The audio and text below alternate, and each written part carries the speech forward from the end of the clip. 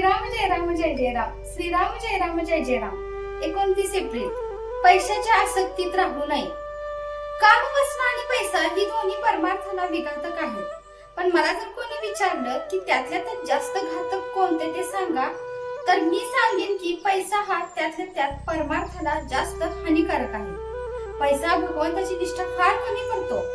भगवंताने आपल्याला पैसा दिला आहे, तो आपण सत्पात्र आहोत म्हणून का दिला आहे? यासाठी भिकाऱ्याला पैसा देताना उगीच वाद घालू नये. तसे करणे म्हणजे काही न करण्याची बुद्धी होय. एखादा त्यागी मनुष्य सर्व देईल, पण स्व देणार नाही. स्व देऊन मग सर्व ठेवले तरी चालेल, पण सर्व देऊन स्व ठेवला तर ते मात्र चालणार नाही. म्हणजेच मी देतो ही भावना राहिली तर सर्वच देणे वाया जाते. मुख्य म्हणजे त्यातली वासना गेली पाहिजे, तर खरे सुख लागते.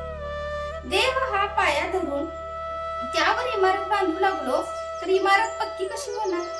मी माझा देव म्हणतो, पण ताप न येणे, इजा होणे न होणे हे आपल्या हातात आहे का? मी माझे रक्षण करीन असे म्हणतो, पण वाटेत ठेच लागून पडल्यावर लोकांनी मला घरी आणावे लागते. म्हणजे जीवित किती परस्वाधीन आहे. देहाने कितीही कार्य केले तरी ते कळसाला नाही पोहोचणार. अभिमानाने केलेले कार्य कसे कळसाला पोहोचणार? एक भगवत इच्छेने कार्य केले तरच ते शेवटाला जाते. समर्थांनी देहबुद्धी नष्ट करून रामाचे अधिष्ठान ठेवून कार्य केले म्हणून त्यांना एवढे कार्य करता आले. जो भगवंताचा झाला त्याचेच कार्य पूर्ण झाले आणि त्यालाच खरे समाधान मिळाले. राजाच्या पोटी आलेले देखील भिकारी होऊन जातात. मग मी संपत्तीचा कुठे गर्व करावा? पैशाने प्रेमात बिघाड येतो आणि अगदी जवळचे नातेवाईक सुद्धा दूर होतात. मी खरे सांगतो, पैशाच्या आसक्तीत तुम्ही राहू नका. ही आसक्ती नाहीशी करण्याचा सोपा उपाय म्हणजे संत समागम हाच होय. आज खरे संतच कुठे आहेत असे आपण म्हणतो, पण आम्हाला संत भेटावा ही तळमळ खरी लागलेलीच नसते. संतात संतपणा दिसत नाही याचे कारण आमच्यात तळमळ नाही.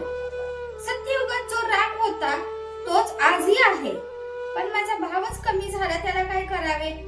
संतांना आपण खोटेपणा देतो, पण माझा भाव शुद्ध नाही हे नाही जाणत. विषयात सुख आपल्या इच्छेप्रमाणे मिळत नाही म्हणून आपण संतांकडे जातो, पण संताला अर्पण करून घेण्याकरिता किती जण संतांकडे जातात? देवाकरिता देवाकडे जाणारे किती बरे निघतील. जय जय रघुवीर समर्थ. आजचे बोधवाक्य. मनाने नेहमी मी रामाचा आहे ही भावना ठेवावी.